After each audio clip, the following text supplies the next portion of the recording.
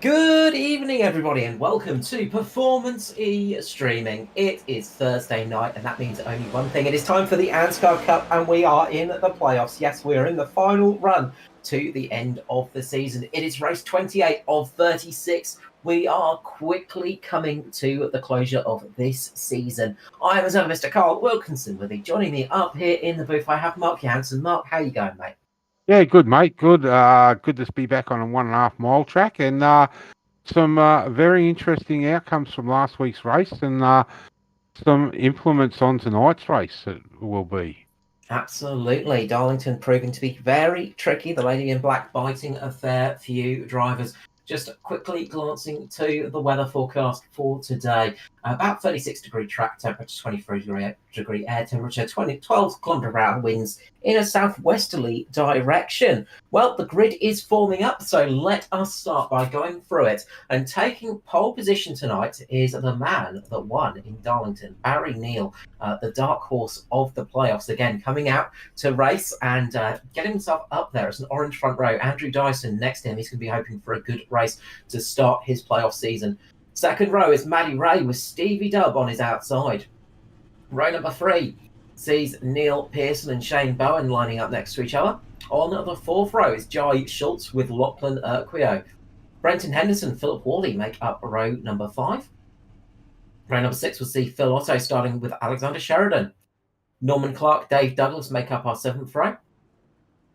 Brad Fenley, Christopher Tomlin make up row number 8.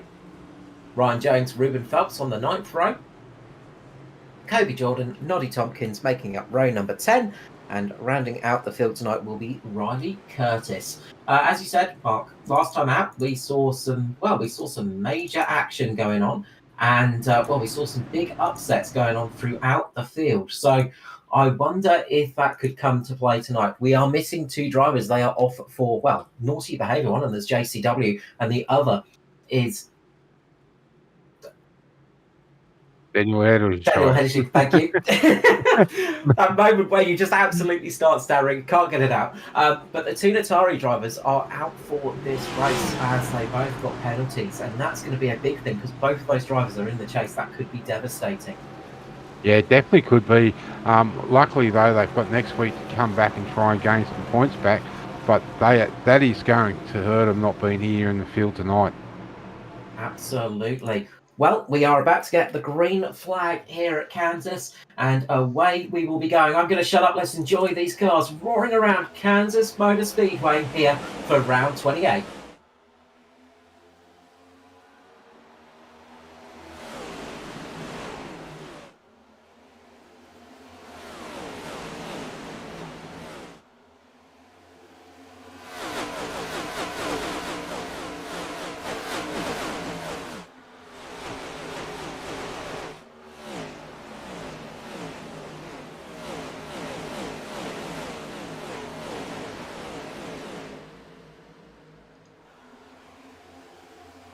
As the 21-car field for the playoffs roll across the lines, Barry Neal in the lead. He has already taken advantage of a lower line, and we could see this from Barry. He's very good at running the low line on tracks where it's not always the easiest option. Yeah, really two lines here tonight, Carl. Either that high line or that mid-track line. As we were talking before the race, and Barry makes a liar of me, takes the conventional oval there down through the low line. But really, to save that right front tyre, you'll find the guys running mid to high track here, and it will save that right front because this place is hard on that tyre. Absolutely. I had the pleasure of racing with Barry last night in the Xfinity series, and we were sort of running in a pair in Discord, chatting away, and it was something that we were trying to get working last night. It didn't work for us in the Xfinity car, but the Cup car with that little bit more downforce is able to run that bit of a lower line, especially through 3 and 4, and that's where he's taking advantage of it at the moment. And that gives you so much speed through that corner. When you take the high line, it gives you more momentum, and you sort of have a little bit of a better run off the corner. But it is the slower way around the track. It's a longer way around the track, as we see Phil Otto there going down the inside of Jai Schultz and looking to make the move in the number 1 Kingsman entry, and he is trying to push his way up the field as well, taking that low line. But you've got to be careful of not burning up that right front. And ways you can get around that is by just getting the rear to be a little bit more wiggly and using the rear tyre a little bit. If you can drive off the rear tyre, you're in a really good spot in this car. Yeah, definitely. Look, there's one team out here that I know that has been putting in a lot of practice and trying to get that hybrid set up right for when they do get down pit lane and make their changes. So it'll be interesting to see what they've actually come up with, although they are sitting reasonably well at the moment.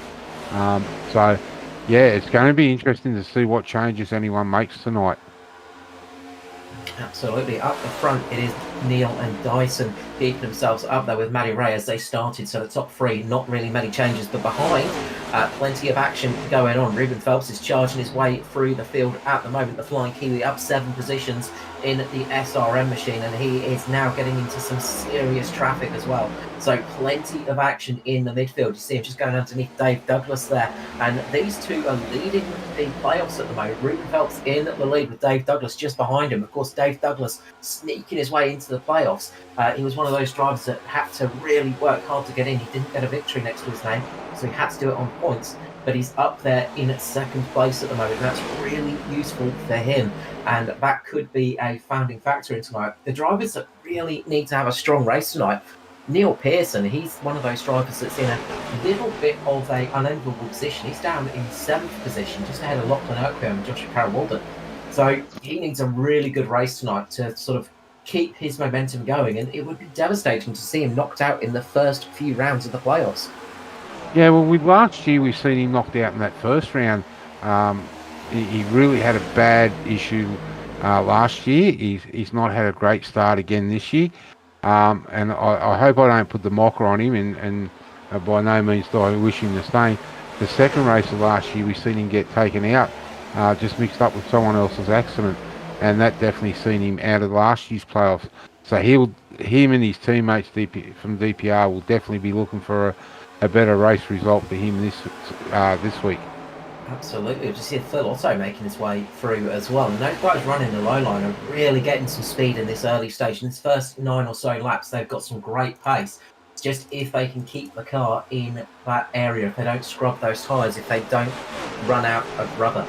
Because it looks like the low line is definitely the faster way around this track at the moment. But is it the most frugal way? Is it the way that's going to protect those tyres and get you to the end of this stint? That's going to be something you've got to really look at. If you start burning those tyres up, it's not just wear, it's the heat as well. If you start getting too much heat in there, if they overheat, they stop working properly, they stop laying down the rubber as much, and they become very slippery. So you've got to be very, very cautious with that. Philip Worley and Shane Bowen battling it out on track as well, one of the Cobalt cars with the DPR entries. And Philip Worley, it's good to see him back in the series, of course, getting victories to his name as well. He's been having a really good end of season, and it's nice to see DPR at almost full strength at the moment, with every single one of their cars sort of in there, and most of the season runners here as well. So good to see them in strength as they're battling it out with Stevie Dove and Philip Worley at the moment, side by side, coming down towards turn 3 and 4. Yeah, definitely. I'm just wondering if we can get a shot of Lachlan Urquhart.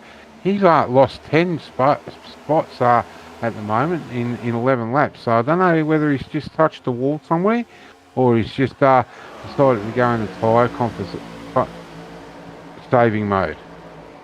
I get the feeling he's in conservation mode. He's sort of keeping it really fairly calm. He's out there racing with his teammate Nolly Tompkins at the moment. He's chucked on the emergency paint job as he was having some trouble earlier on. But Brad Fenley and Norman Clark are a little bit further back, and they're just easily sitting there. They're sort of not worrying too much in this early stage. They're just sort of going slow and just keeping themselves out of trouble, and that could be a wise move in this stage of the race. You don't want to lose the draft back too much, but again, if there's a big accident, you don't want to be too close to those cars in front. And currently, from first down to pretty much down to about 16th position, there's less than 3 seconds covering those cars. So there's really little time for reaction in that pack at the moment if there is an accident. Yeah, definitely. And we can see there Kobe Jordan having run in the Toyota on the down on the low line. So he's just settling in for another nice night. He's not in the playoff contention, but he's one of his teammates, Joe Schultz, is. Yeah, but we'd surely love to get a victory, of course, get some momentum under his belt, and just getting that win would be a nice thing to have. And playoff season can be the opportunity for those drivers that haven't necessarily had the opportunity for a win in the normal season, because the playoffs, drivers tend to be a little bit more cautious, especially those with the yellow strip above their drivers. So you see on the screen, some of the cars, they've got a little yellow strip on the decal on their window, and those are the playoff drivers, just so you can tell them at a glance in your mirrors and get a bit of an idea who is racing in the playoffs, who is not. It's a great idea to come up with that, and they all seem to be behaving themselves this week, because by like this time last week, I think we were on our second caution. Everyone just a little bit too aggressive, but tonight everyone's settled down and in for the long run. They are, but I'm just watching Phil Otto, and he's starting to drop back a little bit now. He's got Ruben Phelps on his tail, and Phil's been running that low line constantly, and now his tyres are starting to pay the price, it seems. He's just starting to drop back a little bit, not able to keep up that early run pace that he was having. He was all the way up into that 4th position. He's dropped down to 7th position now, so I think maybe his tyres are starting to drop off a little bit. Meanwhile, up the front, the gap is closing between Neil and Dyson as well. The low line is starting to pay the price, starting to use a little bit too much tyre, and the high line is starting to get their momentum back. Yeah, we can see Dyson staying up on that high line, but Barry Neal dropping down to like mid-track through the turns. So he's obviously feeling a lot more comfortable tonight than he was last night and running that mid-track. Yeah, absolutely. It seems to be working a lot better for him now. I know I can speak from last night, of course, very different cars, but the sort of mid to low line sort of worked quite well in the long run for myself. It's working well in the short run here in this Cup car. So obviously the short run pace, that low line is going to be good. So that's something to keep an eye on for if we get a caution or something like that, because it seems like the long run pace is favouring those high lines. The short run pace is favouring the low line. So some of those drivers that can switch that low line on will be very good if we get a caution or two towards the end of this race. Meanwhile, plenty of action going on throughout the pack, lots of racing going on. Riley Curtis having a good battle with Alexander Sheridan and Lachlan Urquhart, who just clips the wall. Gives the wall a little nudge coming into 1 and 2, and that's not going to help the 42's night. No, definitely won't want to be hitting the wall too hard here, because this place can really suck you into the wall and end your night very quickly. Yeah, it's a very high-speed track, Kansas, as well. It's one of those places that you really make a big amount of damage if you get clipped into the wall, and it becomes very, very painful very, very quickly. We do not want front-end damage on the car, because that's going to affect you as well. Up the front, we've got a battle for the lead starting to happen, so we will try and keep an eye on that battle a little bit further back, but this is one we're going to keep our eyes on at the moment. The orange car's fighting it out. Dyson getting some good runs, and he should have better run off the corner here and take himself up into the lead of the race, which he does just about. Barry Neal using the shorter part of the track, that low line, still able to keep himself there, but not for long. Andrew Dyson takes the lead, and now Neil Pearson's putting the pressure on him as well.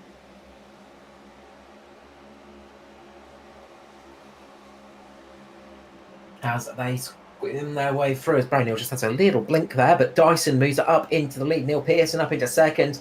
Philip Worley trying to move himself up into third, but he's got to get himself past Barry Neal now. And the battle for the lead has started to heat up a little bit. Plenty of action going on here tonight, and we thank everybody for joining us here on Performance eStream, and we're hoping you're enjoying all this action on the cameras. As Barry Neal and Philip Worley really fighting hard. Worley trying to go down the inside, Barry pushing down to cut him off. Nice defensive driving, and that's given Matty Ray the opportunity to make the move on Philip Worley as well. Just shows the ebb and flow of this track. If you just get cut off a little bit, if you lose a little bit of momentum, you can find yourself falling back very, very quickly here. Yeah, very strong showing tonight by DPR. We've got 4 of the 5 up in the top half dozen. So be interesting to see if that number 11, Ryan Jones, can get up there and join his teammates. Although he is only at just a few spots back, just outside the top 10 in 11th. So He's slowly working his way forward again. He is, as Philip Worley just gives the wall a little nudge there, just coming into 3 and 4. And that's going to cost him dearly. Look at the cars sail past him. Matty Ray, Stevie Dubb, and Shane Bowen there making their way past Worley as he just lost that momentum on the wall. Keep an eye for Ryan Jones as well. He took victory last night in the Xfinity car here, so he would very much like to do the double tonight, take out a cup victory as well, something that has been eluding him a little bit in this season, despite having some good runs. But plenty of action going on. Ruben Phelps now, he's making that low line work. He's able to keep the speed up down there and not use up the tyres too much. So he's able to get that car working very well on the low line.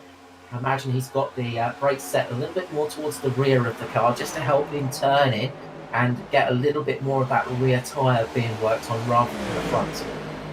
Yeah, I know they were working on spring pressures today, so let's see what they come up with in the first stop.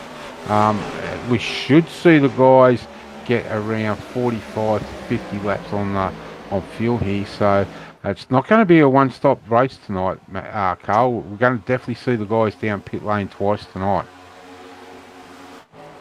Absolutely. Meanwhile, up the front, Barry Neal has started coming back to them. It looks like Barry's just able to get that tyre a little bit cooled down, and it's come straight back to him. He's able to get that speed back in that car as he's putting pressure on Neil Pearson and Dyson once more. So it's not over, and I just wonder if that low line is just making them a little bit hotter, but not really making them wear as much, as they're almost free wide for a moment. They're coming across the tri-oval section, racing hard up the front of the field. Which is what we love to see in ANZCAR. Yeah, we've been really spoilt this year. We've had some great races and great battles right throughout the field. And I know we have had some great road races. And I believe in the playoffs we've still got to go to one of the Rovals yet. So it'll be interesting to see what's the outcome there. Absolutely, heading off to Charlotte Roval for that one. And that will be in a couple of races' time, I think. Yeah, so sure says Bristol next time out, but yeah, the Roval, it will be coming up, and well, that's traditionally the home territory for DPR. So I wonder if anybody can cause a bit of an upset. What we're seeing right here, Neil Pearson doing a stout defence from a very aggressive Barry Neal, just holding on to that position, but they are racing very hard with each other. Great to see that going on out there. A little bit further down, another playoffs driver, Lachlan Urquio, he's working his way up the field now. You said he dropped about 10 spots. Well, he's now starting to gain them back. So I'd say he is in tyre conservation mode, because right now the number 42 is switched on and is actually one of the fastest cars on the track at the moment. So he is really starting to push his way towards the front of this field, and just showing that a little bit of caution at the start of the race can really pay off in the latter stages. Yeah, when we spoke to him about him before, he was down in 17th, and as you said, Carl, he's now up well, just outside the top 10 in 11th. So great drive back through the field by Lachlan. Yeah, very much so. And you know a few drivers that will tend to try and keep their tyres alive at the start of the race and then start to push their way forwards. And we're looking at one of them now, Norman Clark, another driver in the playoffs. He's looking to go around the high side of Kobe Jordan and using those fresher tyres to an advantage right now, moving his way up the field. And sort of a typical Norman Clark strategy, that one, just keeping it calm in the early stages and then coming alive in the last 20 or so laps of a race. He's always tricky to beat. Meanwhile, up the front of the field, we've got a pass for the lead as Neil Pearson goes down the inside of Andrew Dyson, looks to make the move here. The DPR drivers battling hard. Remember, these two are teammates, but they also want to be the winning DPR driver for the championship. Reigning champion Andrew Dyson fighting Neil Pearson, who would sorely love to get a title underneath his belt. Really racing hard. There's a little bit of bumping on the exit of the corner there. That just shows how hard they're willing to race each other, as they are still going absolutely for it. But they've got Barry Neal right there, and he's going to take advantage of this fight and try and get himself up a few positions. This is great stuff at the front of the field. Yeah, I know Andrew and Neil wouldn't want a repeat of one of the regular season races where they were racing very hard together, and Andrew, through no real fault, just bumped Pearson the wrong way, just off centre, and that's seen Pearson go around. So they will be very, very careful not to have a repeat of that.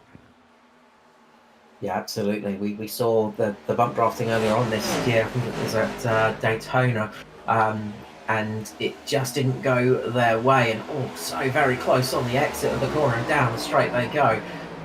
Dyson are absolutely nowhere, nothing between himself, the wall, and Barry Neal there. They are racing so hard with each other. It's great to see as they come onto the front straight as we go down to lap 34. We got 96 laps remaining in this race. Just a little bit further behind, you can see the green car of Stevie Dub making a move on Maddie Ray as well. So all action at the front of the field. They are racing so very hard up here. And it's going on throughout the field as well. So we apologise to drivers a little bit further down the pack who are missing out on some of the camera action. But as I'm sure you'll be happy to accept, the front of the field is racing, the leaders are racing. You've really got to keep an eye on it. Yeah, and Barry there gets that job done on Dyson, but Dyson's not going to let him get away. You can see there Dyson just looking to the inside, and now as Neil dives to the low line, Dyson stays on that high line. The DPR teams are persisting with that high line. You can see the other two behind them, Wooly and Stevie Dubs, staying up there on that high line also. Yeah, if anybody's going to make the low line work, it is the 22 of Barry Neal. He is just so very good at making just a line that's not traditional work in his favour. He puts a lot of practice in. He is very, very talented at that. And he's a driver that sort of I like to try and follow in a race because he can always get something working when it doesn't look possible, and it works out very well often. So he is making it work for him at the moment. A little bit further back, Ruben Phelps, Dave Douglas, Ryan Jones all battling for position. This is inside the top 10. This is the top 10 at the moment. Lachlan Uckrio just sitting in 10th spot as Norton Tompkins is coming in to pit lane. And I wonder if this is the 80s just coming in for a general stop here on lap 37, coming in a little bit early, trying a little bit of the undercut. And, well, it's about the time where you want to come in if you're going to split the race into a two stops. So it's sort of in that position now where we're going to start seeing cars peeling into the lane. A few will try and keep it out as long as possible, but I'm sure a lot of drivers will sort of not want to leave it out there too long, just in case it runs green. Yeah, definitely want to stay out for a little bit longer, I think. Get closer to that window. But yeah, you want to leave. I'd be wanting to leave it as late as I can, and then try and make it two stops and hopefully have the better tyres at the second half of the race. And if we go to overtime, then maybe come in and throw another set on for that green white.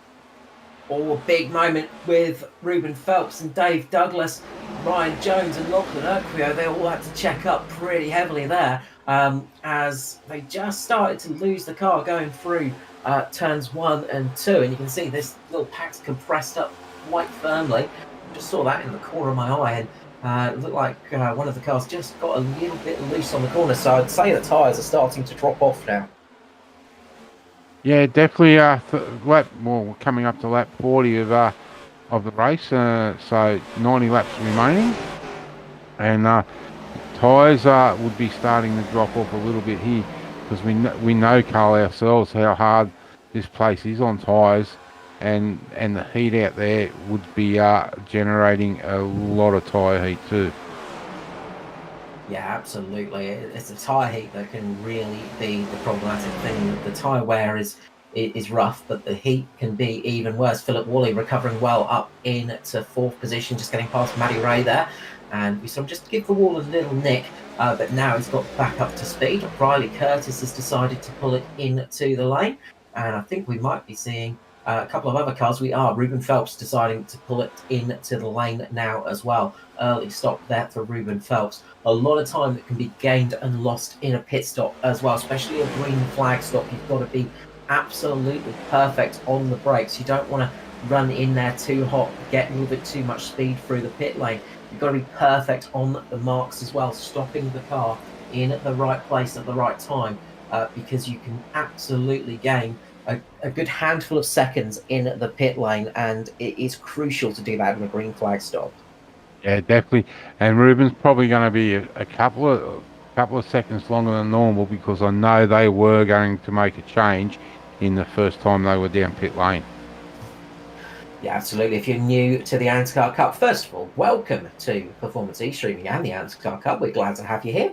Sorry you missed most of the season, 28 races prior, but you can always watch them on replay later on. Of course, you know, the usual thing, hit the subscribe button, hit the like button, and comment away because it always helps us reach new people.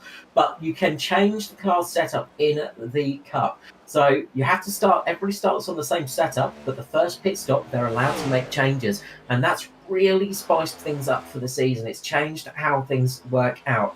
And some teams have taken advantage of that, mainly DPR, and they work very well. Some of the larger teams get a lot of practice in, they get a lot of idea of how it changes, but it really rewards those drivers that are a little bit more technically minded and also that just able to feel their car. Some of the drivers, Barry Neal, for example, he didn't make any changes last week and still won the race, so it can be done. We often see Andrew Dyson not worrying too much about changes as well. Others will really take advantage of it and make a huge gain from it. So it just adds a little bit of extra skill into the mix and just mixes things up a little bit. Philip Worley, Shane Bowen, Chris Tomlin, Brenton Henderson, Kobe Jordan, all in pit lane. I think it will be very, very soon. And I think it's now we're seeing Barry Neal bringing it into the lane, gets down on the apron and is bringing it in for his pit stop, battling it with the leaders. So this is going to give him the undercut advantage. So now DPR have to really think about reacting. They can't leave it too long or they'll be sort of losing a lot of time. Yeah, but DPR seem, especially Dyson, seems to be the master at getting in and out of that pit lane very quickly. So let's see what they can do.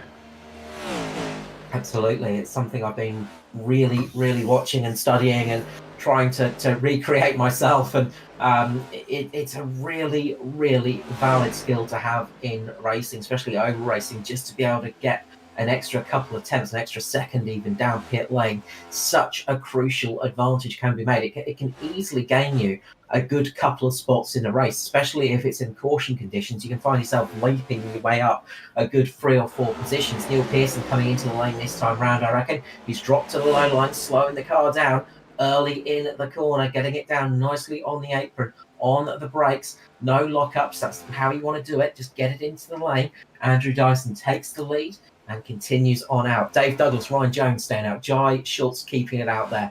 Pearson, Williams, Raymond, Otto, Urquio, Fenley, Clark, all in the lane now. So just 4 cars left out there at the moment who have not made a pit stop. Yeah, I just see up there tonight in our little chat room on YouTube. Sarah, welcome back, mate. Good to see you not having to work tonight and getting to see the whole race for a change.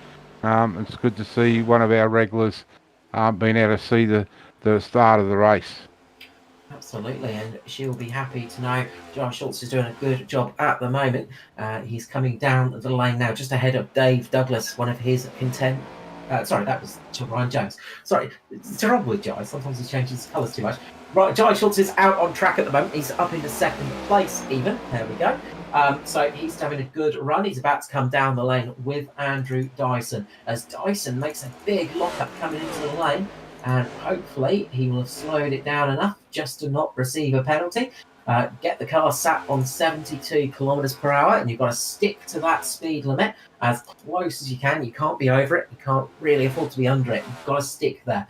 Coming down the lane, next part is just sighting where your pit crew is. When you're racing, you see the crew a little bit clearer. You can see them with the tyres. You know where they are. Getting into the pit bay is so crucial. You want to do it as fast as possible, but you can't afford to lock up and run long in your stall. If you do that, you're going to lose crucial time. Jai Schultz getting the left side done, getting the right side done, onto the left side now. All 4 tyres changed, gets away, not too much wheel spin. A very nice stop there for Jai as it comes out the lane. Stationary for 14.9 seconds, a 40.8 second transition through pit lane. Very nice job indeed. Fastest person through the lane I can see so far is Philip Worley and Dave Douglas, both with a 40.6. So really bang on that time you need. Yeah, some great pit stops there. So we could now see Philip Worley out in the lead with Barry Neal, and Ruben Phelps being able to move himself up to third with that undercut. Neil Pearson and Dyson back out in fourth and fifth. Absolutely, those undercuts really just absolutely jumping them ahead. So Philip Worley's done about 7 laps on these tyres. Barry Neal's done about 6 laps on the tyres. Ruben Phelps is almost on 10 laps. So Ruben's made a big jump there with his pit stop, but his tyres are going to start falling off the cliff early. He's got Neil Pearson behind him, who's only done 4 laps, and then Andrew Dyson only done 2 laps. So this is where the sort of payoff starts to come undone. Is the cars now on the fresher tyres will absolutely gobble you up, and that's what Neil Pearson's done to Ruben Phelps, moving himself up into 3rd position already, and Dyson will be closing that gap soon as well. So it's all a little bit of a game now, sort of trying to go as long as possible, trying to get the best tyres for the end of the race. That's going to be a crucial part of this run tonight, but you, of course, don't want to lose too much time down the lane as well. There's so many little different bits and bobs that can change the effect of the race. Currently, fastest lap of the race is Philip Worley with a 30.886. So he's absolutely flying out there. But now Neil Pearson's starting to get temperature in those tyres, and they are switching on fast. Yeah, definitely are. Now, Carl, I'm going to ask you a question. We know Ruben Phelps is leading the chase at the moment, the playoff. If you're in his shoes, what are you thinking? I know what I'm thinking. I'm thinking points. Do we see Ruben just settle down now and say, okay, I need to consolidate these points, try and stay in that top 5 and get a top 5 finish, and really get some really good points coming out of this week in the next week, with it being Bristol, as you said. Yeah, look, I'm going to be wanting to get the most points as possible, trying to get a good, clean run. That's going to be a crucial thing for me, is just trying to accumulate as many points as possible, because you never know what's going to happen to your competitors. It's very easy to have a mistake out there, and we've seen, unfortunately, Christopher Tomlin looks like he's made that mistake. He got caught speeding down the lane by the looks of things, because he's had to come in for a couple of penalties, and I think he got done for speeding and then done again. He's had to make about 3 stops in the past few laps. He's made 4 stops in this race, unfortunately, and that's dropped him right down the order, 4 laps down. That's a painful mistake for the 212, but that can easily happen to anybody out there. And if it happens to you and you're Ruben Phelps, well, you're going to lose a whole lot of points. If it happens to some of your rivals, you can gain a huge advantage on them. So you've got to just think about the points at the moment. A win would be lovely, but you have to think about the championship. Yeah, that's why I'd be thinking, just consolidate, stay in, try and keep in that top 5, get as many points. If you stay in that top 5, you're going to be in for a good haul of points. But in saying that too, Matty Ray is his teammate, and he's only 2 spots behind. So if Matty Ray can get in front of Stevie Dubb, do we see Ruben let Matty Ray into the 5th spot? I think they're going to be racing each other. So I don't see it happening with ease. I think the teammates are going to be racing as hard as possible, and I think they've got Dyson in front of them and Pearson. Pearson's down on points at the moment, so you want to try and finish as close to Neil Pearson as possible. And if you can make that happen, you could easily find yourself pushing him outside of the playoffs and finding your way through to the next stage. Yeah, well, I'll tell you, the one person that we know that's in danger of being dropped from after next week is Lachlan Urquio. But he's done a great job. He's been down as low as 17th, 18th, and now he's inside the top 10. Yeah, look, he's been really good this season at just getting strong finishes. He's not been getting the wins, but he has been getting some really strong point hauls. So, if he can continue that in the playoffs and find himself, in the final selection, he could be in with a really good shout. And if other drivers are not having such a good night, he could really find himself in a good position. But he's got Dave Douglas all over his rear at the moment. And we know Dave he's sort of all for nothing at the moment, because he was in one of the last spots of the playoffs. He was not through until the final round. And he would have very much liked to get himself a championship under his belt. And he knows how to do it. by no means he's got the experience to do it. As all up in the wall goes Shane Bowen, and that could have been a moment there with the two playoff drivers right behind him as he lost momentum. But Dave Douglas will be absolutely going for any position he can, as we're 60 laps in right now, 70 laps remaining. We've had green flags so far here at Kansas Speedway, and lots of fighting going on track, and well, lots of positions for those championship spots, for the playoff spots. And well, the two drivers who are really going to be sitting back and just really not liking what they see as Urquio gets a little bit tail happy, gets a wiggle coming out of turn 2. Dave Douglas is going to punish him for that going down the inside. Douglas is about to take that position if he can get through this corner. Can he slide up in front of Urquio?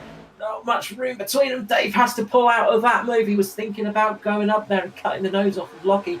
He had to abandon that. There wasn't the room to do it. He could see it. Dave races in VR, so no doubt he had a quick glance to his side and went, nope, not going to make this one. Has gone back down below, tried it again, and this time it works out for him. But the two drivers, Daniel Hederscheid and Joshua Carroll Walden, of course, they're both out of this race. They've got to come back next time and have an absolute barnstormer to find themselves into the playoffs. And really, they've got nothing to lose when it comes to Bristol, but other people can gain so much on them tonight. Daniel's pretty quick at Bristol. I can't recall how JCW goes there, but I know Daniel does like Bristol, so he'll be hoping for some bad luck for some of these other playoff drivers like Lachlan or Norman Clark. And speaking of Norman Clark, he's currently sitting down in 16th position, just being nice and calm. And I think we'll see him start to push forward a little bit very soon, although he has dropped off that lead pack. Yeah, Norman's been struggling a little bit with some sickness lately, so we wish him to get well soon. He is recovering, which is good news, but it has taken him a little bit off his game. And if anyone can get themselves in the top 10 tonight, it's going to be Norman Clark. He's very good at working his way through the field in long runs. He's one of those drivers that a long run will suit him much more than a short run pace, and that could be the key for tonight's race. Meanwhile, up at the front of the field, Andrew Dyson has just got past Barry Neal, and Dyson is using those fresher tyres to his advantage. He's got about 4 laps over Barry Neal, and he is absolutely flying at the moment. You can just see the freshness of the tyres really helping out as Neil Pearson's catching up to Philip Worley as well. There's a good 10 or so, good couple of laps, I should say, on these sets of tyres as well. Philip Worley stopped about 21 laps ago. Neil Pearson 18 laps ago. Andrew Dyson 16 laps ago. So you can just see the fresher tyres really paying off as Worley gets really, really loose through the exit of turn 2. He collects the wall a little bit. Noddy Tompkins down low as they go 3 wide momentarily, and Neil Pearson takes the lead here at Kansas. Yeah, great moves and great awareness to pull down underneath Philip very quickly. While we're there, while we got Noddy on top, we've seen him miss quite a few races this year through the ill health. He's been in and out of hospital, so he's all back on the mend, which is a good thing. And he hasn't really lost a lot, just getting back up in the rhythm. And I'm going to mention 2 other guys, Carl, while we're talking. Brendan Henderson from SRM. We've seen him come on in leaps and bounds this year with racing, and also that man there on screen at the moment, Christopher Tomlin. He's improved a lot this year also. So 3 relative new blokes to the ANZCAR series, and having a very good season in what I would consider a great season for the 3 of them. Absolutely. The Cup is one of the toughest ones to race in as well. These drivers are by no means easy to beat, and they will race in the trucks and the Xfinity races during the week as well, and other series too, which is always nice to see. But there's a lot of skill out on these tracks, and it's very hard to find yourself up inside of the top 10 in these races, let alone inside the top 15. And we're seeing drivers consistently finding themselves up in those spots. And, it's great to see them really improving and working their way up the field and finding those top 10s coming more and more constantly. When you're fighting such a strong field, it is always a nice feeling. Yeah, definitely. A quick word out to Sarah. Sarah, can you duck upstairs and throw some water over Jai? He's feeling sleepy. I'm just impressed Jai can type away as he's racing there. It's always a tricky feat. But yeah, plenty of action on track at the moment. Joshua's just behind Brenton Henderson at the moment, and we see Brad Fenley as well, Fenoli, I should say, racing against Alexander Sheridan as well. And Brad Fenley's another one of those drivers who's really had some strong races this season too. Great to see. He's not up there at the front battling for wins, but he's always up inside that top 20, that top 15, and he's one of the harder drivers racing out there. It's always nice to see him having some good results, and that VB car is often seen on track racing well. Riley Curtis in the lane, and I think that might be some issues for the 093. Just going back to the replay here to see what's happened to Riley Curtis in the RCD car, and looks like there's quite a bit of damage on the right hand side of it. So I wonder if he's taken a big spill up into the wall, and that might be the reason why he's had to park it, because it looks like that car is down pit lane, unfortunately, with its beautiful logos on board and beautiful sponsorship on there. But I think that might be night done for Riley Curtis. Yeah, unfortunate for the performance Eastream and back car in the pit lane. But we have seen a lot of guys through the warm up between practice and qualifying before we grid it up. A lot of guys finding that outside wall in turns 3 and 4, and it's happening again. It seems to be that corner here where the guys are just getting a little bit tail happy in finding that outside wall and just putting a nice little white stripe down the right hand side.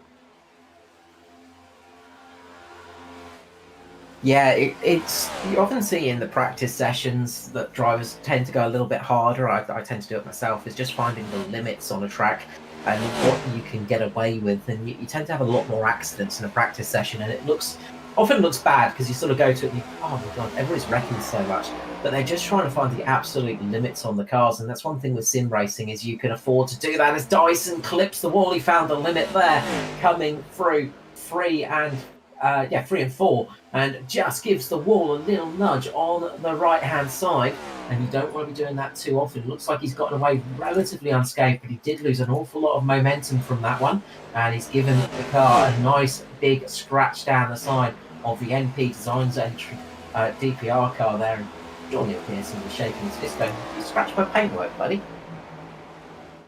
I don't know if the viewers can pick up. You can see in some of these shots right up against the wall where these guys are running the start or the build up of the rubber. So that would be causing these guys to get into the wall a little bit too, just overstepping that fine line between where that rubber's laying and staying in the traction and getting into it and just getting some marbles on those tyres, and that sucks them up into the wall. Absolutely, and what we mean by marbles is, of course, when the tyres wear, they lose little bits of rubber and they ping off the tyre and end up the very top there. Usually they end up rolling down to the inside line, but it's like driving a car on marbles. They're very loose, they're very tricky to drive on, as we see here a battle for the lead as Dyson's going down the inside. Neil Pearson, who just got balks behind a car, just trying to get past the lapped cars there. Neil Pearson's caught up behind the 555 Alexander Sheridan, and Andrew Dyson took advantage of that, just pinning his teammate there as much as he could. Dyson taking a really low line there and taking advantage and taking the lead of the race. Brilliant move there from Dyson, using the lapped car to his advantage. Yeah, definitely. I was going to say, we haven't got a white car in this field tonight. So we may be able to show the viewers how much rubber actually does get thrown up onto the front of the cars too. Probably the best shot we may get is the front of Ryan Jones's car, with the rubber sticking to the fronts of the cars. Yeah, you get all of that nasty little bits of rubber and debris and detritus on the cars, and it's simulated in iRacing very, very well as well, which is it's a bit unfortunate because it makes it very tricky because marbles are the bane of a racing driver's life. I think Lachlan Epco is probably the easier one to see, but it's very, very tricky. You can sort of see just little black specks all across the front of that white nose. And, you get them on the racetrack as well, and it simulates it very, very well. And what we're saying, it's like driving a car on marbles. It's very loose, very slippery, very skiddy, and the car just loses all of its grip, and it makes it very, very hard to race when you've got all of that debris on the side of the road. And that's why you'll see in real life racing as well, full medal racing, they'll come out with the sweepers to get rid of those nasty marbles in a caution. And of course, with no cautions, it means you get more and more marbles, and then there's more chance of a caution happening. So it gets very, very tricky towards the end of the race, as all of these cars are shedding little bits of rubber. And of course, those little bits of rubber mean you get less grip on the tyres as well. And it's a snowballing effect. Yeah, and also over the windscreen too. These guys run tear-offs, like the tear-offs on the helmets on the open wheels. These guys actually run full windscreen tear-offs. So on some of the cars, you can see the little yellow tag at the top of the left-hand screen where they'll come across as they're doing the service, grab a tear-off or grab one of those yellow pieces of tape, and that will pull whole windscreen tear off. A very, very thin sheet of plastic, and it will give the drivers another clear, nice clean windscreen, where with the V8s that we see on the endurance stuff, they're out there with the Windex and bars bug and sprays and wipe the windscreen down with the cloth. These guys just take a whole tear off. That's it. And not seeing anybody with the unlucky big splat of black rubber on the car, but I always tend to be the one that's always unlucky enough to get that, and it always ends up right in my centre point of view as well. But you get that. You've not got great visibility out of these cars in the first place. It's a very, very narrow field of view you've got. And then when you're looking out the front, there's all these bars as well covering your viewpoint. You're really just looking through about 25% of a windscreen most of the time. And when you get a big ball of black rubber splatting across the windscreen, it makes it even harder, as we're seeing Ryan Jones under pressure now from Maddie Ray. And they are getting very racy at the moment. Yeah, very, very racy. Yeah, it's a little bit of a different thing. Like we can't really see how much the view is restricted to the sides in these cars, but I can tell you that I ran a NASCAR feeding in a sprint car, and you cannot turn your head much more than 5 degrees either way, and you hit the wings on the seat to keep your head steady. Absolutely. It's one thing that you get more of in sim racing, because you can actually look left and right and actually get a fairly nice view, where in full medal racing it is so restricted. We're seeing Chris Tomlin out there getting some great speed. He's been down the lane again after getting the drive-through. He thought it was a drive-through penalty. It turned out to be a stop-go. So he had to come down the lane a couple of times to serve that, and that's just such a painful experience to have.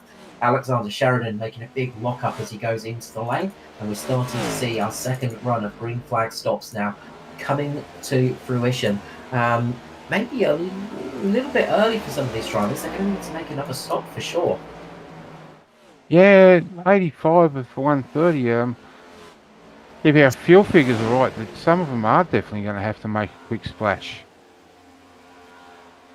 Yeah, it's going to be a little bit close. I mean, we've still got 44 laps remaining. The car on the longest stint at the moment is Ruben Phelps. He's done about 45 laps. So it's very, very close to that sort of... you want to try and get an extra lap or two out of it just to secure the car across the line, just in case you're a little bit heavy on your right foot if you're getting a little bit too much fuel use. So you just want to have a little bit of wiggle room in there. But yeah, it's getting very, very close for some of those drivers that have been down the lane. For others, they're going to extend it as much as possible. When is Ruben Phelps going to have to pull the pin? Because he's in a really unenviable position now. He's going to have to come in a lot earlier than the rest of the leaders. So he'll gain a few spots with that. but he's going to be struggling for pace laterally on. So he could find himself sort of maybe outside the top 5 if he gets a little bit unlucky here. So he's really got to make this last stint work. Meanwhile, Barry Neal's moved his way back up into 3rd position, just getting ahead of Philip Worley, as Worley is in the pit lane, and so is Ruben Phelps.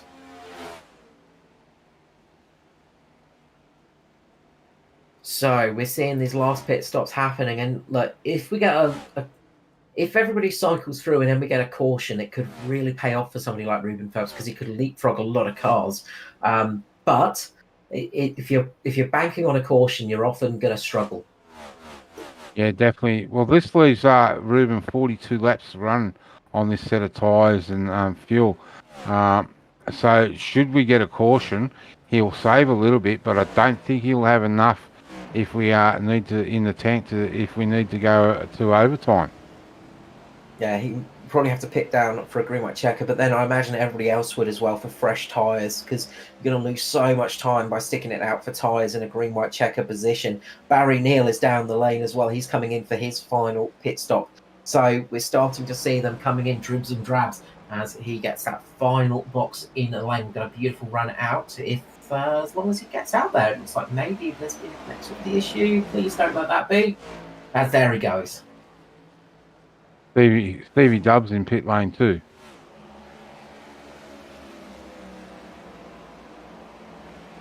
So the pit stops are happening thick and fast as they come through.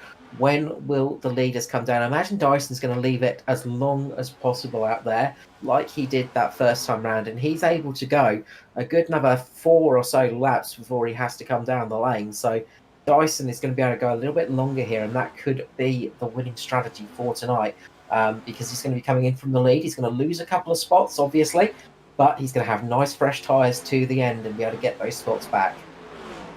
And I can tell you, Carl, that good-looking car, number 093 car, is back out on track and repaired as best it can be.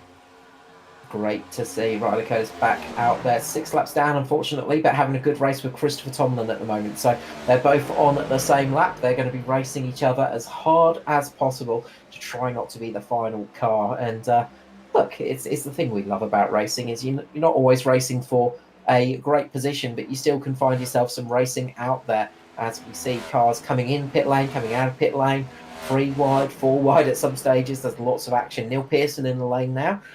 So yeah, plenty of action going on. And look, this is a time of the race where you could easily find a caution happening as well, because there's so many different strategies at play. Yeah, especially if the guy that is trying to get down pit lane gets stuck on the outside of a car.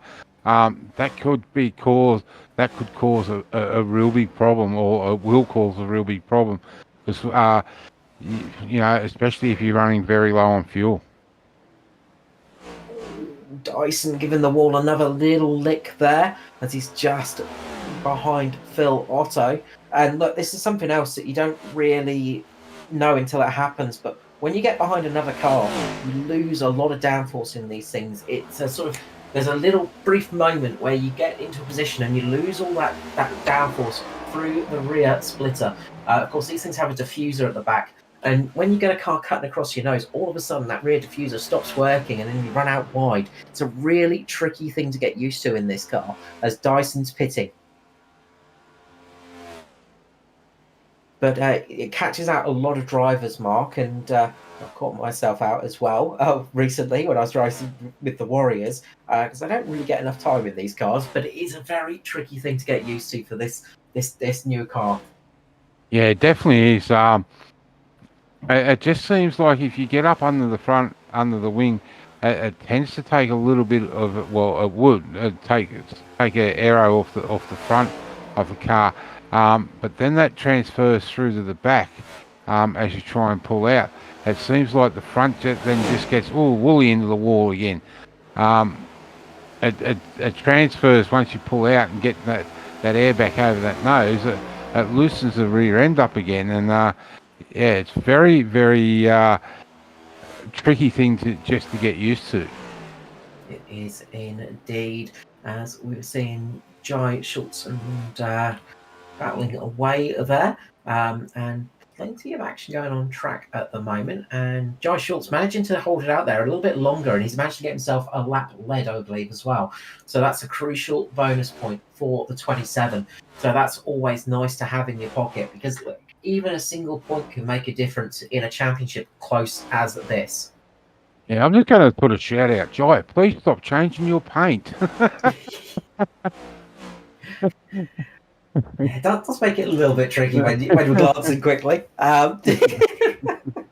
We love seeing some special paint jobs, but it gets a little bit tricky sometimes. Although it's somewhat easier if only one car does it, because if everybody stays the same, you always know that the one car you keep misidentifying is probably that car. Meanwhile, up the front of the field, Philip Worley is in the lead. Neil Pearson, Barry Neal, and Andrew Dyson. That's our top four at the moment. Barry Neal has Andrew Dyson closing in thick and fast on some much fresher tyres now, and this is going to be the race. Who can get to the end and who can get these tyres working?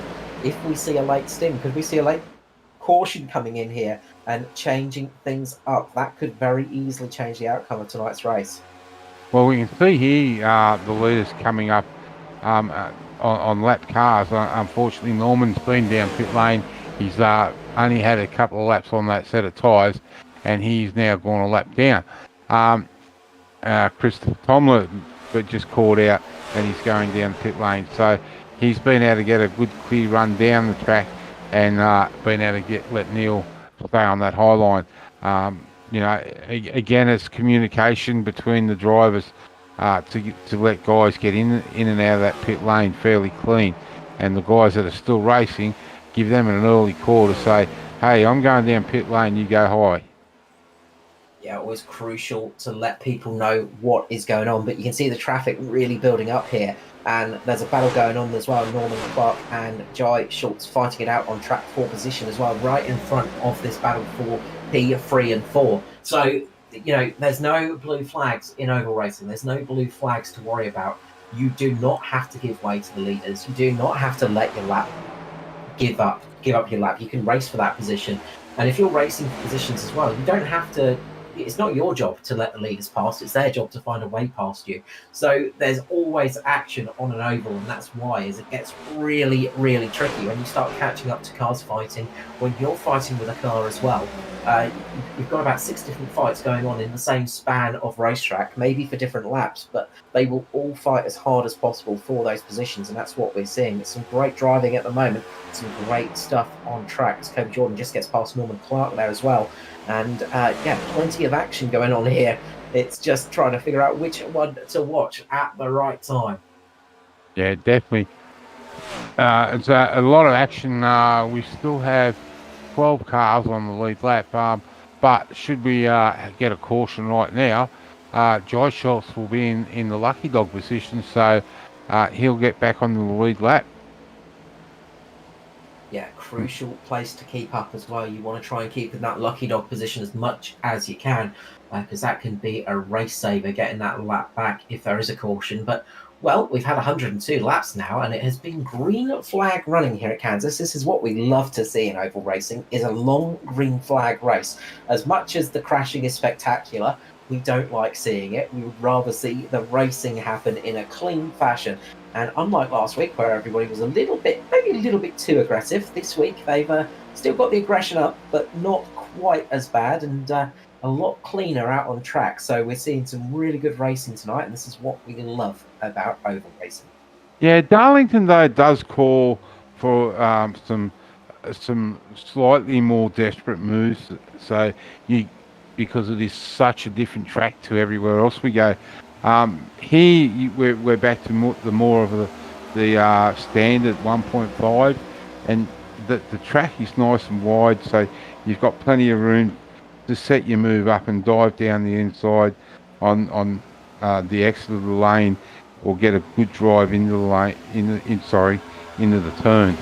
Which is what we just saw from Neil Pearson taking the lead, and Andrew Dyson as well. And this is the battle for the lead of the race. It's DPR right up there at the moment. with red, orange, and purple flavoured cars. It's Neil Pearson in the lead, Andrew Dyson, Philip Worley all battling it out. Can they get all three cars on the podium tonight? They would sorely love that, I am sure. And it could be a really good night indeed, as Ryan Jones and Stevie Dover inside the top 10 too. Could be a very, very strong night for the team. We can see there Dyson is really pushing hard. He wants to make sure he doesn't lose Neil Pearson. Neil Pearson is trying his best to keep Dyson behind him as well. This fight will be going on, I imagine, all playoff season as Pearson just clips the wall. That's going to lose him a little bit of momentum. He manages to keep it in there somehow, kept his foot down, absolutely on the edge of the corner there. Great racing, but is Andrew Dyson is going to get himself up into the lead of the race? Will he?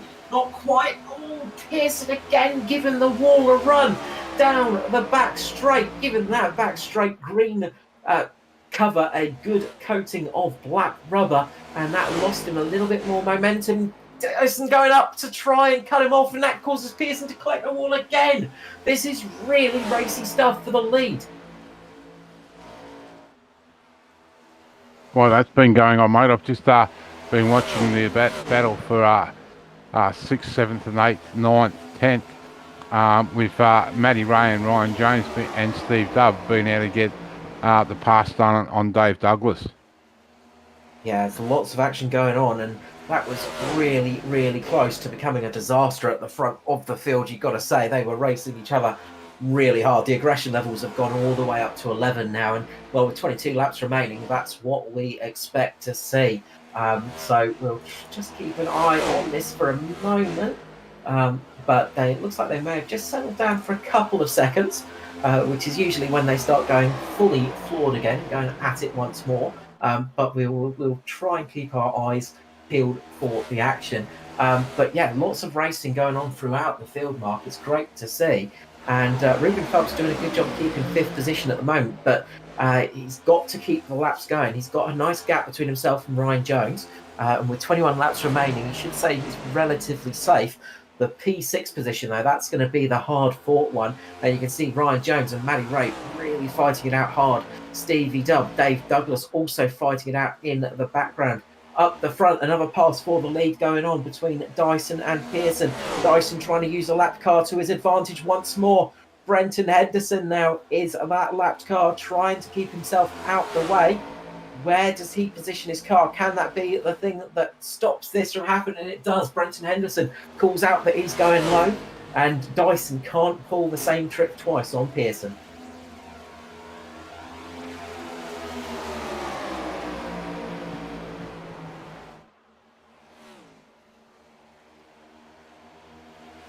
You could just see there Andrew Dyson thinking about using the lapped car to try and block Pearson in once again. But Brenton Henderson just went, no, I'm just going to not be taking advantage of this. I'm just going to get out of the way and keep out of the leader's way. I'm going to just play nice here.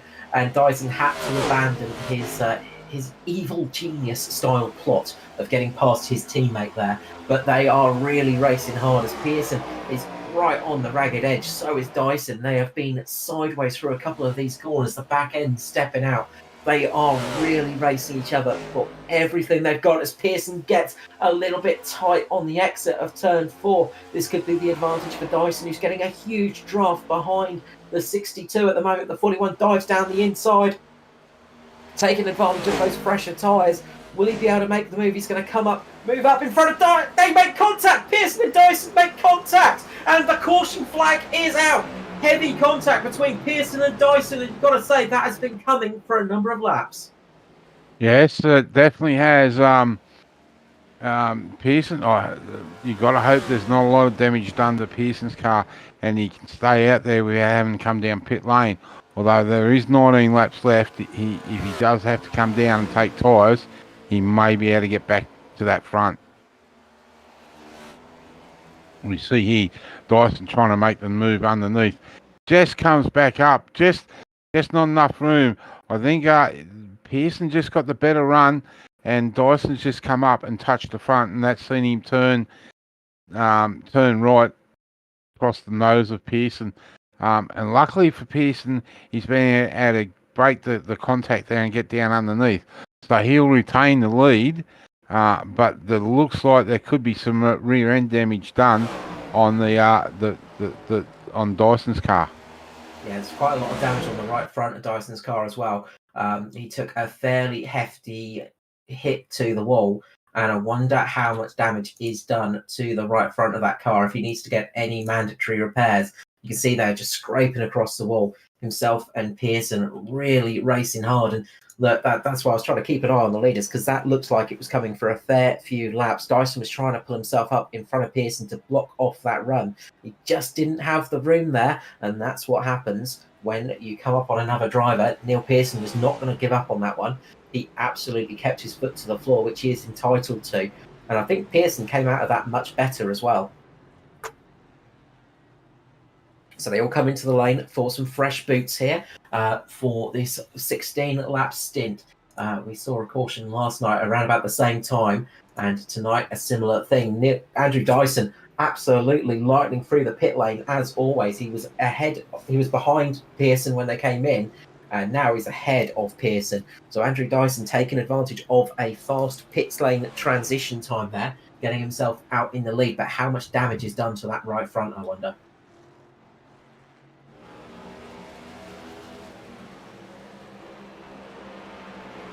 Looks like everybody is taking 4 sets of tyres as well. Nobody risking just the 2 sets. I don't think. Maybe actually Dyson.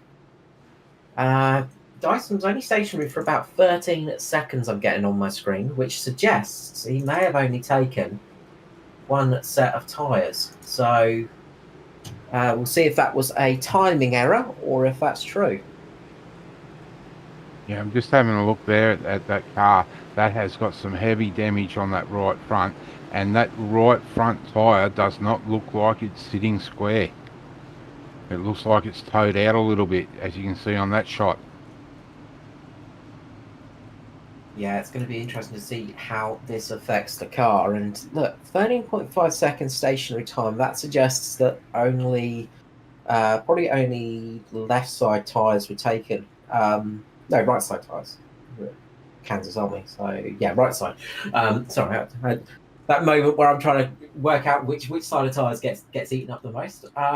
So that could be interesting. If it's only taken one side of tyres, that could really change things up. And look, they haven't done too long on those tyres, but it's still going to be a fairly uneven car, you'd say, for the first few laps. That could really shake things up. Brenton Henderson is in the pit lane for a long time as well, so I wonder what's happened to the 81. He was stationary for a long old time, and I don't see any repairs needing to be done. Maybe just a couple of quick repairs done to that car, but he was also the car that was in a position where he wouldn't lose too much time by staying in pit lane. A lot of cars have managed to get back on the lead lap as well. They stayed out and got the wave around, so that's some good news for them. Although their tyres will be very old. Jai Schultz, Kobe Jordan, Phil Otto, Brad Fenley, all of them are going to get the wave around and get themselves back on the lead lap, albeit on some slightly older tyres. So we're going to have a little sprint to the end mark, and well, what's the old saying? Cautions breeding cautions. Yeah, well, 15 laps to go. Some very hungry people up there. We've got Dyson, Pearson, Neil, Woolley, Phillips, Jones, Williams, Raymond, Douglas, and Shane Bowen. And just outside in 11th, we've got Lachlan Urquhart. So that is a very angry first top 11. So look for the aggression level to come up and the boxing gloves off. We ban knuckle fighting from here. Absolutely, and well, the cause of that caution is right up the front of the field, Neil Pearson and Andrew Dyson. I imagine it's going to be a little bit heated in the DPR camp tonight, and maybe not campfires, camp songs and marshmallows, maybe a little bit of fisticuffs coming their way. So interested to see how this one plays out on the restart as well. How much damage was done to those 2 cars? We're going to find out now as they come up to the restart zone. 14 laps to go here at Kansas. It is round 28 of 36 of the ANZCAR Cup. We're in the playoffs, and away they go. Philip Worley gets a good start. So does Ruben Phelps. There's a little bit of contact on the high side. I think that was Ryan Jones just giving the ball a little nudge. But they are all away and going now for this final run to the flag. Pearson just dropping back a little bit. It looks like he may be struggling just a little bit of pace right there as he gets up to speed, but now it's starting to switch on for him. Going down to the low side, trying to catch up Andrew Dyson. The car's looking very twitchy. The 41's not looking as planted as it was earlier in the race, and that's not to be unexpected when you've taken such a heavy impact on the right front. Neil Pearson looking to go down the inside. Ruben Phelps has found himself in this race now. He was having to settle for 5th position. He could get better as Dyson collects the wall. That's going to cost him dearly. He loses the position to Pearson, to Phelps. Barry Neal now back in the race. He's going to go down on the inside. Remember Barry Neal's early pace. He had some really good short run pace. Can he take advantage of that now to make it 2 for 2 in the playoffs? He would surely love that. Philip Worley could be in for this race now as well. They are really fighting hard at the front. Yeah, look, if Worley gets up and wins this race, that's 2 races out of the playoffs that we've had non-playoff cars win the race. Barry Neal just collecting the wall out of turn number 2, and that's lost him a whole heap of positions. Ruben Phelps, Maddie Ray going down the inside, and now Worley's collected the wall through 3 and 4. That's going to cost him as they go underneath him. It is really tight racing now as Barry Neal and Philip Worley are just making a little bit of door-to-door contact over the tri-oval. They are racing super hard now. 10 laps to go here at Kansas, and it is on. Yeah, as I said, bare knuckles, and it is really going hard. We've got 2 DPR cars up front. 2nd and 3rd, we've got SRM. Then we've got another 2 DPR cars. So, and then the independent Barry Neal from out across the ditch. So it is really go on. Coward for not pronouncing the team name, Mark. Cowardice. I was hoping Matt would jump in there. Yes, I'm not brave enough to try it.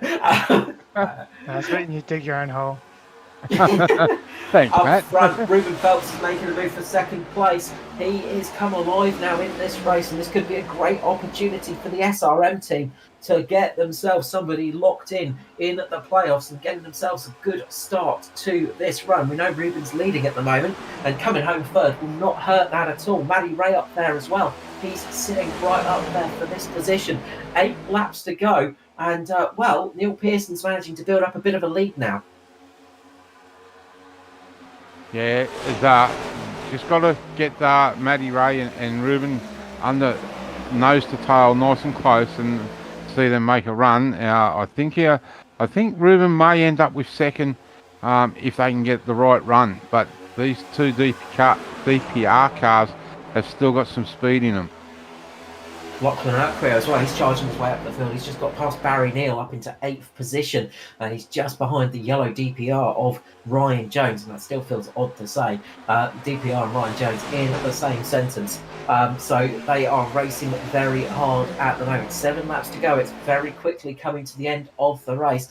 Barry Neal, I think, is having to pull it in, and maybe just a bit of damage to that 22. We saw some heavy impact on that car, and that might be race run, unfortunately, for Barry Neal, who has had a very nice night tonight, but shame to see him out of this one.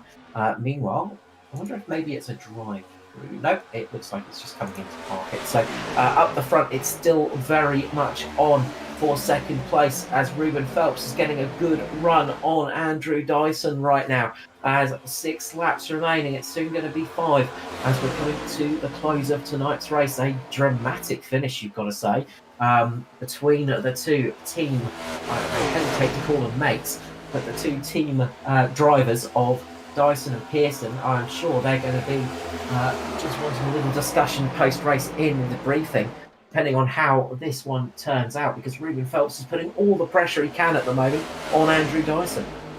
Yeah, but look at Jones. Jones is quick on that low line. So we may even see him up there challenging for a podium in the next lap. But with 5 laps to go, it's still anyone's race. And we can see there, Phelps thick the nose down the inside.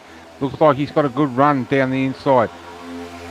Dyson's been able to hold that fence and hold Phelps behind him. But it looks like Phelps is finally going to get this move done and move into 2nd. Quio as well, moving himself up quite quickly with 4 to go. He's making that low line work. Dyson coming down just to try and chop the run off of Ruben Phelps a little bit. As a little bit of contact to the wall once again. That's going to cost a bit of momentum, and that could give Worley the opportunity here as they're looking to go 3 wide for the moment. Dyson gets very slippery. Worley up into the wall. Heavy impact for Worley there, and that just kept Matty Ray off the gas for a millisecond, and that's given Ryan Jones the opportunity. And the racing is getting really hard right now. Dyson almost collecting the wall as well. Yeah, we can see Jones trying to get that in. Oh, nice little bump there. Bump draft. Matty Ray definitely wasn't happy with that last move. Woolies chop his nose off. Oh, we got a car around in the background. Is it Urquio? I think it is. It's Lachlan Urquio going around. I think maybe contact between himself and Stevie Dubb. And this has brought the caution out, and it's going to be a green-white checker to the end mark. Yeah, it definitely will be over time. Who will be brave and come down and throw on a fresh set of tyres? They've only done 14 laps. Everyone down to 10th place has only done the 14 laps on this stint. You can't afford to stay out there on old tyres. The only option would be is if there is a final caution to get yourself a good position. So somebody might take that one. So it looks like Urquio may have just got a little bit loose on the exit, had a bit of a wobble, and unfortunately Stevie Dubb had nowhere to go. Unfortunate there for the 42, and a shame to see his run a little bit hampered, but it's not over yet, that's for sure. No, definitely not. He comes down and gets some tyres. He'll still be in that, just behind that lead pack. Yeah, it definitely looks like he's got loose a little bit. And as you said, Stevie Dubb's got nowhere to go but into the back of him. The leaders are staying out, Mark. The leaders are staying out. Dave Douglas is coming in for tyres. Jai Schultz, Kobe Jordan, Phil Otto. So that's an interesting little... I was expecting to see the whole field coming in there. Yes. I wonder. Now, we've seen the inside lane production cars always try that alternate strategy, especially Jai. So let's have a look. They're definitely only taking tyres. I would say they'd take... Sorry, Mark, to cut over you, but they'll take all 4 sets because they had the wave around last time round, so they were on much, much older tyres. So they've done about 34 laps on those tyres, so they'll want 4 fresh ones for sure. Dave Douglas took all 4, so... all as you said, Carl, all these guys that come down pit lane have taken 4 fresh goodies. So it's going to be Dave Douglas, the leader of fresh tyres, down in 11th position. That's a big gamble for Dave, but it could really pay off. Now, it doesn't look like Lachlan Urquio's come down pit lane either. He's got some heavy damage on the front end of that car. But he has definitely stayed out. And that has seen him drop down to 10th place. Not a disaster for him because he was sort of sitting down in that position to begin with. So if he can salvage 10th position out of this race, well, it will be some points on the board at least. That will definitely put him up in front of JCW, and I believe it may even put him up in front of Daniel Hedderscheid in the points too. So absolutely. So those 2 drivers that have missed tonight have got a big job in front of them. Lachlan just has to finish in front of one of those guys next week to see him through the week 4 of the playoffs. Because at the end of next week's race, we lose 2 drivers out of the playoff. That is it, and if you can get a win, that sort of locks you in. That makes it a little bit easier. But if you don't get that win, you've got to really work hard, and this could be a fantastic opportunity for some of these drivers. We'll have to see how it goes. Dave Douglas is going to be starting 11th, of course, so he's going to be right behind Lockie, and it takes a little bit of time to get the tyres up to temperature, but if we get that green-white checker and get to the checkered flag without incident, Dave could be flying through the field and finding himself in a good position for the end of this race. Yeah, definitely, and that's what Dave would have hoped for with coming in and taking those 4 goodies. So it's going to be Neil Pearson leading us away ahead of Andrew Dyson, Ruben Phelps, Philip Worley, Maddie Ray, Ryan Jones, Stevie Dove, Shane Bowen, Brenton Henderson, Lachlan Urquio. That's our top 10 at the moment. And then everybody outside of that top 10 will have fresh tyres. Norman Clark's back on the lead lap, so he's managed to get himself back on the lead lap from that incident, and that could be crucial as well. If there's a big accident in front of him, he could easily find himself sailing up ahead and snatching a good handful of points. He's starting down in 16th position, but if there is an incident, he could find himself way up the field. So, well, anything can happen in motorsport, and it usually does. Well, we know what we always say, cautions breed cautions. They absolutely do. And, well, everybody's going to be everybody up the front is going to be starting on about 18 odd lap told tyres, so you've got to be a bit cautious not to spin them up. The grip's not going to be as good as it was last time round. You know, this is the first time they're restarting on old tyres, and that could catch a few people out as well. And, well, we've seen the aggression between the two teammates up the front as well. They come around to take the final run to the flag. The next flag will be the end of the race. Into the restart zone they come. And away goes Neil Pearson. Gets a good start, but so does Ruben Phelps. He timed that to perfection. Beautiful start from Phelps. He could find himself up into second here as they come down towards turn 1. And we will be going round. If everybody can make it, we will be good. Neil Pearson getting himself a fairly hefty lead at the moment, getting himself a good little leap out front, but there's a wreck happening behind. Caution flag is out, and Neil Pearson is going to take victory here tonight. And it was an incident between Dave Douglas, Jai Schultz, and I think Kobe Jordan may be involved in that one as well. So those drivers on fresh tyres trying to scythe their way through the field. It didn't pay off as Jai Schultz has come up just in front of Lachlan Urquio, made contact with Shane Bowen, and the car's gone around and made contact with Dave Douglas, and that's two playoff drivers dropping down the field, dropping behind Norman Clark. What did I say about Norman Clark possibly coming through and stealing a position? He's always there or thereabouts at the end of every single race this season. And the gentleman racer, it's that will see him jump above the head of Shide and JCW. So there's going to be a lot to play out for next week at Bristol.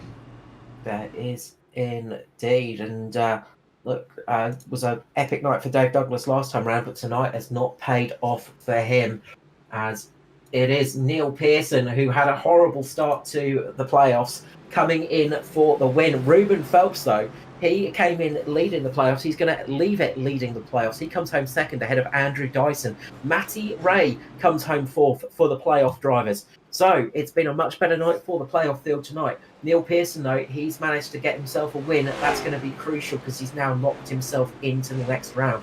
Philip Worley comes home fifth with Ryan Jones sixth. Stevie Dove, Brenton Henderson, Shane Bowen, and Lachlan Urquio comes home 10th. That's really what Lockie needed. He needed to have a top 10 finish tonight to go in to next week's round and put a little bit of a gap between himself and JCW and Daniel. So I do believe the points will put him above those two drivers. So the three guys that are in the danger next week is Norman Clark, and this is only rough figures. Norman Clark, Daniel Hederscheid, and JCW. I think Jai Schultz might be in that as well, right? Because Jai Schultz finished behind Norman Clark, so yeah, it's going to be pretty close. Lachlan Urquio will be in that group as well, so there's plenty of drivers that are going to be close. And head on over to the ANZCAR Facebook page for details on the post-race and also the race report with all the details of where people are sitting. But Neil Pearson now is celebrating a well-deserved win, the first playoffs driver to take a win in the playoffs for 2023. It's Neil Pearson of DPR. Let's look through the results quickly. Neil Pearson taking the win, one of the playoffs drivers. Ruben Phelps comes home second, playoff driver leading the championship in points at least. Andrew Dyson comes home third, Maddie Ray in fourth, all playoff drivers up the front. Philip Worley is our first non-playoff driver in fifth position. A solid night for Worley and DPR, with Ryan Jones in sixth, Stevie Dub in seventh, eighth, Brenton Henderson. Shane Bowen comes home ninth, a nice night for him and Cobalt Racing. And Lachlan Urquhart comes home 10th. The final driver in the playoffs inside the top 10. Kobe Jordan brings it home 11th ahead of Phil Otto, Brad Fenley, and Norman Clark in 14th. The next playoff driver, he's ahead of Jai Schultz and Dave Douglas, the two other playoff drivers in tonight's field. Alexander Sheridan comes home 17th, 18th for Riley Curtis even. Christopher Tomlin in 19th and 20th for Barry Neal. Noddy Tompkins out earlier in the race, unfortunately, comes home 21st. Well, again, Carl, we've been treated to an action-packed race from lap 1 right through to lap 130, and we've definitely seen some upsets and some turnarounds, and it all comes down the next week to see who goes through. Absolutely. There's a lot to play for when we head to Bristol next time out, and a lot of people that are going to be very tense with that one. The two drivers on screen are going to be some of them as well. And Lachlan Urquhart right in that as well. He could have very easily been taken out in that accident too. And you see heavy damage to the wall too. But that's just how quick it can happen. And look, fresh tyres are great, but you've got to race through the field as well. And it just didn't pay off tonight. And the drivers sticking it out made it work. So always the thing in motorsport, you take gambles, you take risks, and they either pay off or they don't. In my case, they never pay off, but that's just me. But it did pay off for Neil Pearson. Alrighty, let us go and get our podium drivers, as we just saw that final incident on screen. So we're going to start off tonight with third place finisher for DPR. It is the orange flavour of car, and number 41 is Mr. Andrew Dyson. Andrew Dyson, welcome to the booth, mate. Congratulations on P3 here tonight at Kansas. Thanks, man. That's really good result to come back from last week, so happy with that. Absolutely. I mean, it felt a bit naked last week, not having you to sort of be up there. It's just been a bit strange. I'm sure there's plenty of other lovely folk who came and had a chat to you, so it's all good. Well, it's nice to have a break, I guess. You didn't have to listen to us ramble on for a few minutes. First of all, well, it's like a fairly solid race from your hand. You had some really good speed out there and were right up at the front of the field, but I'm sure you know what we're going to ask next. That little incident between yourself and Mr. Pearson. Yeah, at the time I thought it was my fault, so we're all pretty good with it. And I think because I knew it was my fault and he knew it was his fault, it means it's all good, so we can just press on, no worries. But then looking at it afterwards, he's kind of like, maybe it's my fault, so that makes it a bit confusing. But I mean, I'm happy to wear it. I mean, I thought really early that I was far enough ahead to go up, but then there comes a point where you just can't see the car on the outside anymore in your mirror, and that's when he came back at me from the exact point I couldn't see him anymore until he got to me was when I couldn't see him anymore, and that's when he came back. So my fault, I'll wear it, but we survived it. I mean, I had a fair bit of damage there, a lot of optionals on the timer when I went in, and decided to just risk it anyway, and turns out it wasn't too bad. The car still has in pretty good pace in it, so happy with that. Absolutely. That was the next question, is how much damage it got. And I also going to ask that final pit stop as well. I had it on my timing screens about 13.5 seconds, which suggested to me either my timing screen's wrong or you maybe only took 2 sets of tyres. On the last stop? No, I definitely took 4 tyres. I actually overshot the box a bit, so I don't know why it was quick. It's just luck of the draw. What do they call it? RNG or something? So, yeah. That's it. It's always the DPR guys with those lucky dice for those pit stops. It worked out though, so it was a timing screen error. That's all. I just wanted to double check on that one because I was a little bit confused. That's all good. Yeah, I mean, I get confused sometimes too when dudes have stops that are like insanely fast, and you go, "How is that happening?" But yeah, just RNG stuff. Absolutely. Look, it sometimes happens, even to the worst of us drivers. We sometimes get a good pit stop. Look, for the rest of the race, though, you had some great battles up the front. It was pretty much constant racing between yourself, Barry Neal, even Philip Worley up there. Yeah, Worley had an interesting strat. I actually thought he played a really good strat. He was probably looking at about like a 4th, 3rd, 5th sort of area coming towards the end of the race. So he played it really well, I think. But then me sort of driving in front of Neil wrecked that for him. So sorry to Worley on that one. But racing with Barry early on, that was really good. It's always interesting racing with Barry because you can trust him to be the guy that takes a different line and mixes it up. And Yeah, it's fun when you get to race like that too, man, because you got dudes doing different things, and it was really cool. Although I tried doing it with Neil for as long as I could, eventually I stuffed it up. So it just goes to show he's definitely better at doing something different. That is Barry than I am. So made it for a good race, and yeah, I mean it was just some all round good racing for the most part, anyway. Absolutely. Look, it ended up with a good result tonight as well, something that was needed after that first round. It's been a much better night for DPR for sure. Oh yeah, for sure, man. But like, I mean, yeah, just like with tonight, you've put full trust in who you're racing with, and obviously Neil put full trust in me, just like I put full trust in Dan last week, and Dan put full trust in me. And sometimes it just, it just doesn't go right. So it's the way it goes. Look, it's racing. It happens. When you're racing so close together, eventually you're going to make contact. Oh, exactly right. Yeah, I'm surprised it hasn't happened before this, to be honest. Yeah. I must admit, watching up here, I was kind of going, yeah, we'll keep an eye on the leaders because I'm kind of sensing something's about to happen.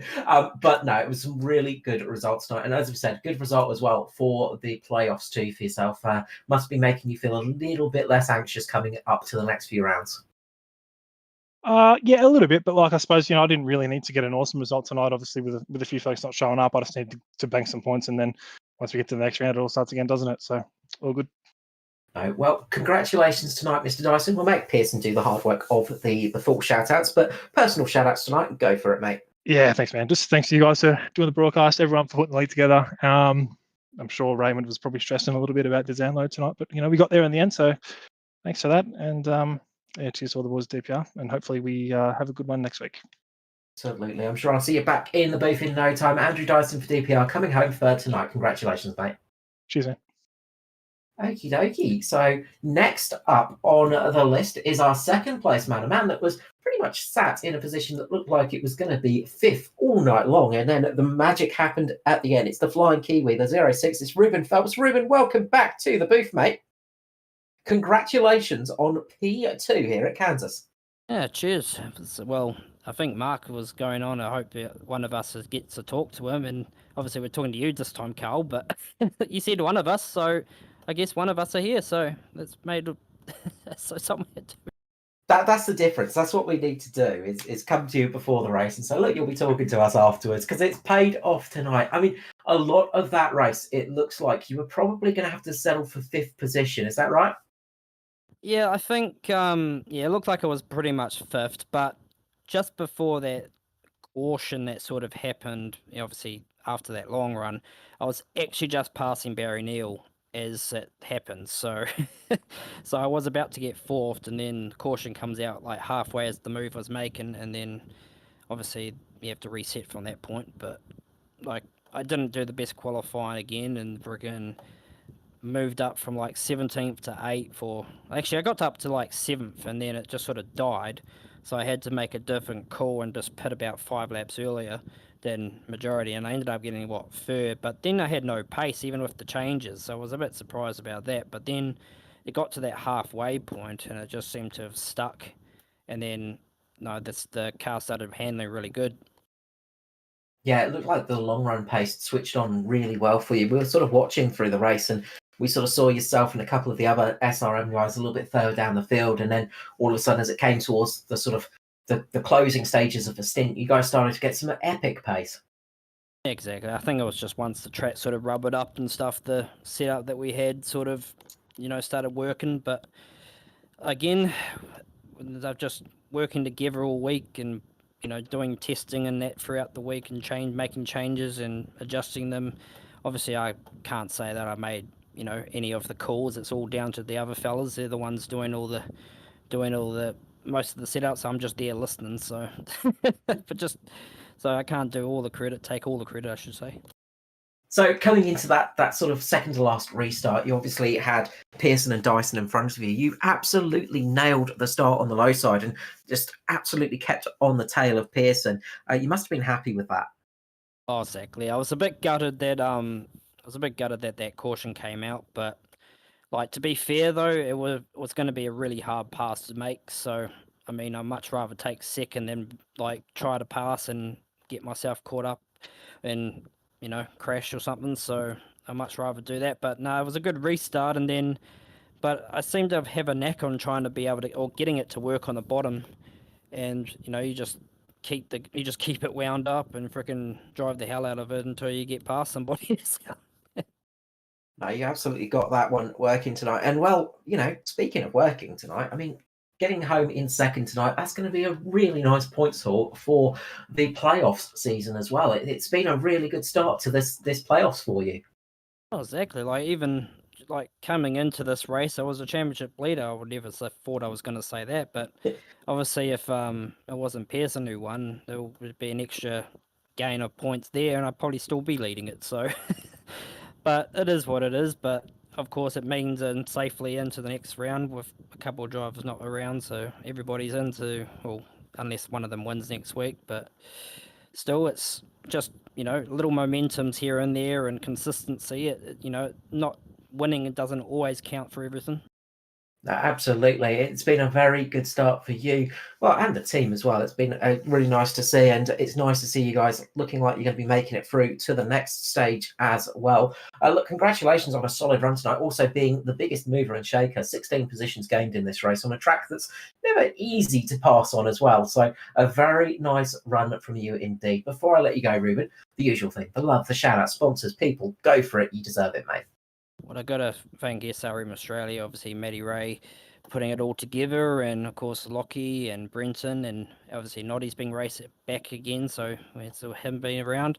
Of course, our sponsors of John Labber of Mobile Brake and Mechanicals, Dan Hurley for Maid of Auckland Hotel, Raymond P. Moondog for Moondog, Murphy's Mitre 10, and our charities of alopecia and Tourette Syndrome Australia. Always a pleasure, Ruben. Welcome to well done indeed for tonight, and hopefully I'll be speaking to you again next time out at Bristol. Yeah, don't start doing my tongue ties, would you? I've caught it from you. That's what it is. Thanks, Ruben. Have a great day, mate, and we'll see you back soon. Cheers. Ruben Phelps there for SRM, coming home second, and finally tonight it is our race winner, the 62, getting himself locked into the next round and surely making himself have a little bit less stress. It's Neil Pearson. Neil, welcome to the booth, mate. Congratulations on the win here at Kansas. Thank you very much, Carl. Thank you. So obviously it was a very stressful start to the playoffs. Now that you've got that win under your belt, that must be a little bit of a breath of relaxation for you. Yeah, definitely, especially after the chaos that was last year. So at least now I'm going to be in the next round. It's good to be there. I've got to ask, there was a little brief moment where it looks like it had all gone pear-shaped for the team.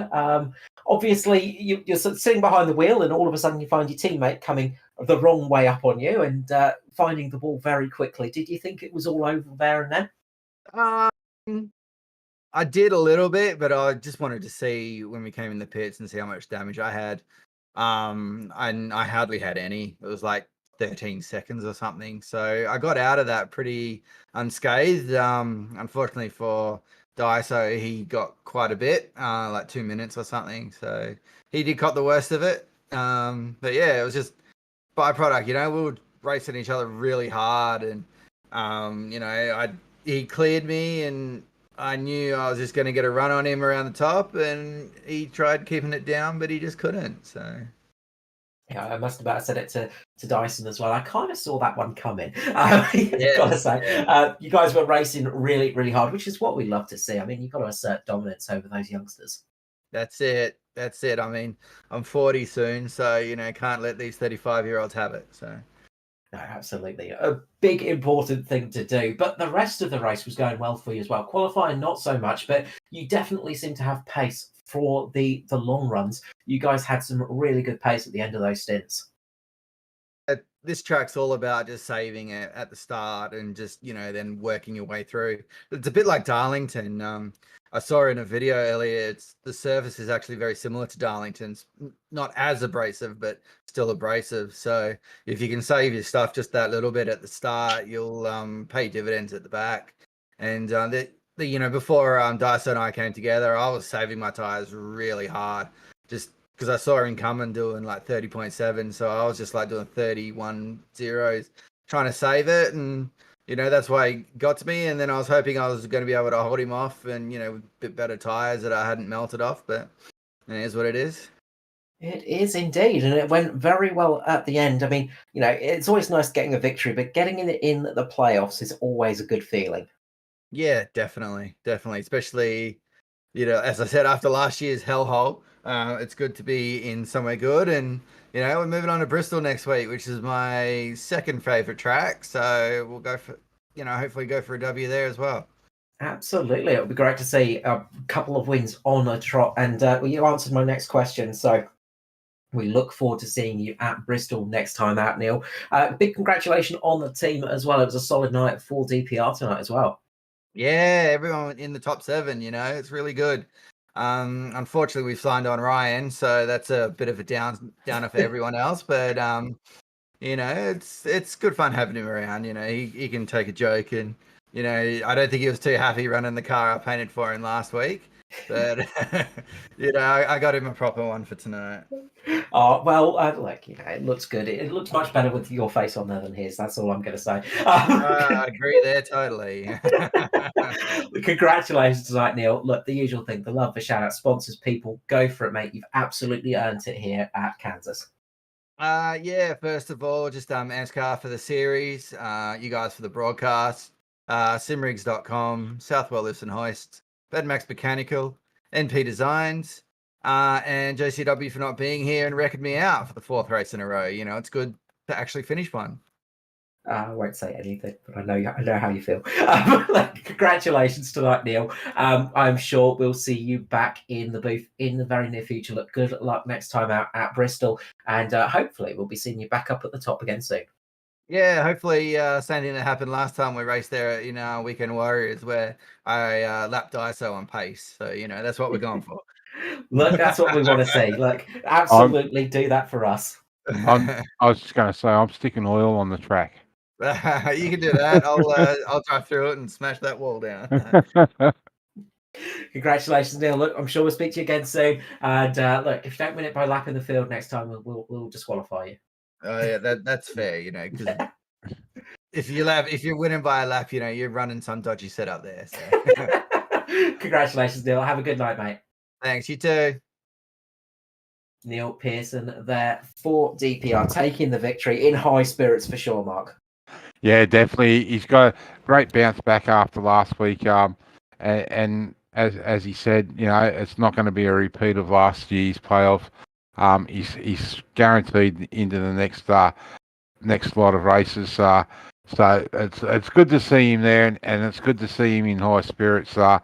And can take that little bit of misfortune between him and the team boss in his strides.